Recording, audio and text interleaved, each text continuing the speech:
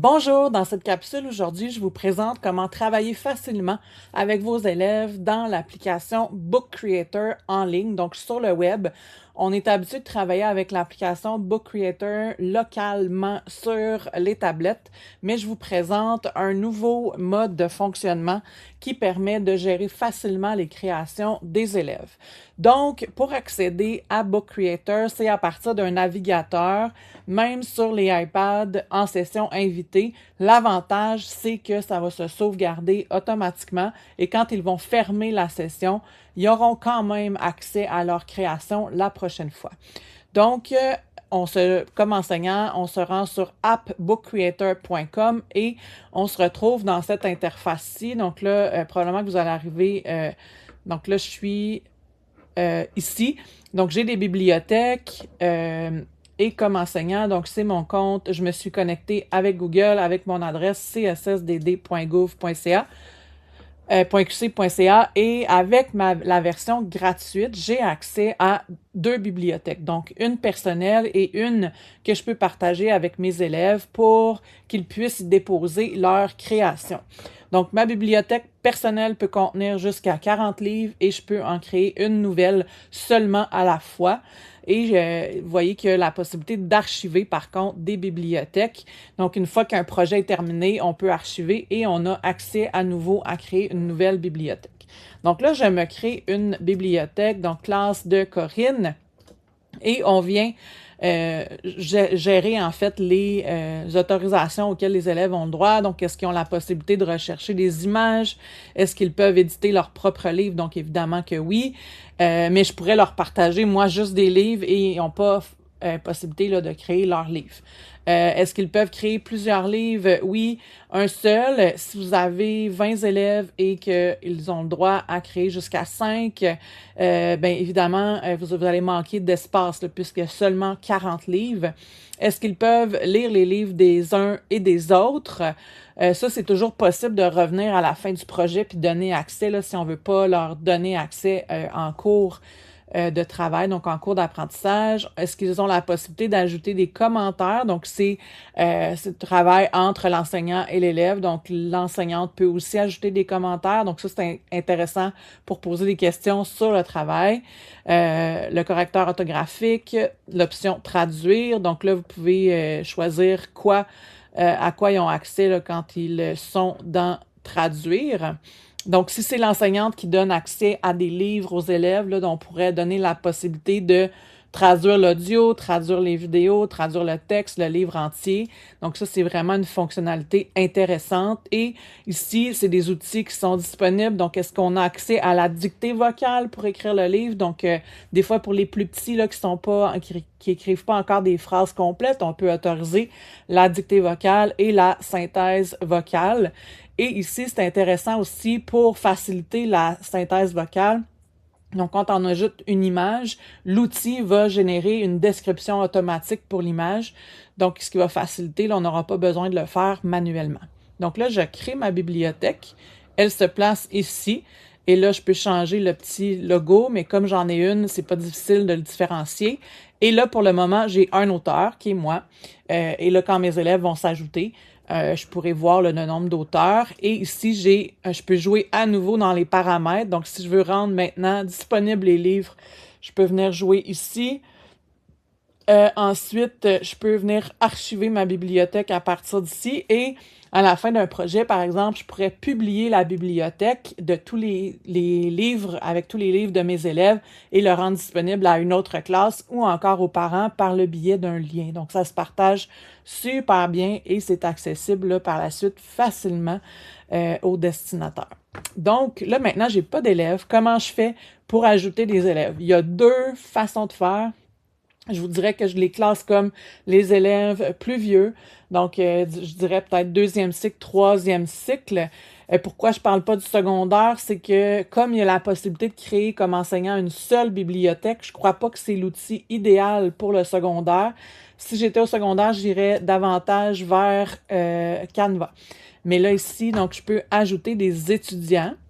Et ça me génère soit un code que l'élève peut inscrire quand il se connectera à son compte Google avec son adresse courriel et mot de passe. Donc, c'est pourquoi je dis que c'est plus de manipulation. Ou encore, là, je peux copier un lien. Il y aura quand même à se connecter avec son compte Google, mais automatiquement, il sera amené dans votre bibliothèque. Donc ici, je peux faire expirer un code d'invitation. En quoi c'est pertinent? C'est qu'à la fin d'une année scolaire, on veut peut-être le faire expirer pour que nos élèves ne continuent pas à déposer là, des créations pendant l'été, par exemple. Donc, les élèves doivent se rendre à l'adresse bookcreator.com. Donc là, je vais copier le lien d'invitation, puis je vais aussi, en fait, je vais copier le code, mais le lien d'invitation, ça peut être partagé via Classroom, là. Donc, en cliquant dessus, ils vont avoir facilement accès. Donc là, je vous fais la modélisation de cette façon de faire-là. Donc là, je me rends dans le compte d'un élève, donc l'élève 2.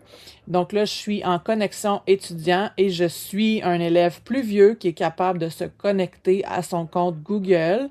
Là, j'inscris mon adresse courriel et là, normalement, j'ai mon mot de passe. Comme je l'avais déjà fait, j'ai pas besoin de le faire. Et je copie mon code et je fais aller. Donc là, j'atterris dans la classe de Corinne. Et ici, je peux créer un nouveau livre.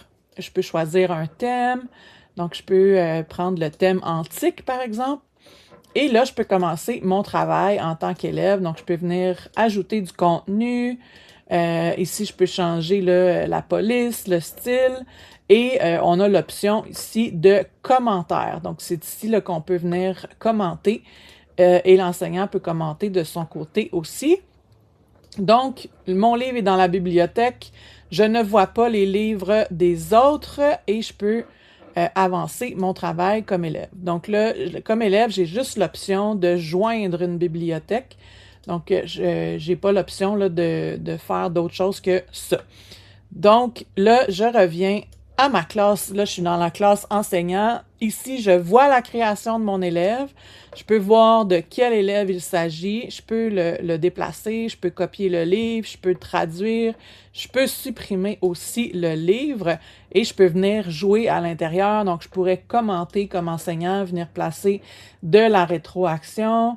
Donc, j'ai à la fois là, le microphone, la vidéo et tout ça pour venir ajouter un commentaire. Donc là, je pourrais donner une rétroaction audio à mon élève. Évidemment, il faut que j'autorise l'accès, mais je peux vraiment venir donner de la rétroaction. C'est vraiment facilitant pour l'enseignant. Et comme enseignant, ici, là, je peux voir, donc aussi une autre façon de voir les travaux des élèves.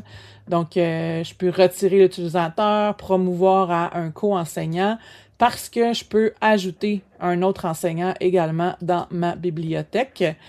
Et ici, ça décortique en fait le livre de l'élève. Donc, je vois l'ensemble des pages une par une. Donc là, je peux naviguer comme ça aussi. Ensuite, là, je reviens dans ma bibliothèque. On n'a pas besoin d'être dans la bibliothèque. Donc là, je vous ai fait le tour là, pour les élèves deuxième, troisième cycle, je dirais. Probablement qu'il y a des élèves du premier qui sont capables de faire ça. Mais si, comme enseignant, vous voulez vous simplifier la vie, il y a possibilité de venir créer des connexions étudiantes ici. Là, vous voyez, j'en ai quelques-unes de fait. Vous, quand vous arrivez, c'est ce que vous allez voir ici.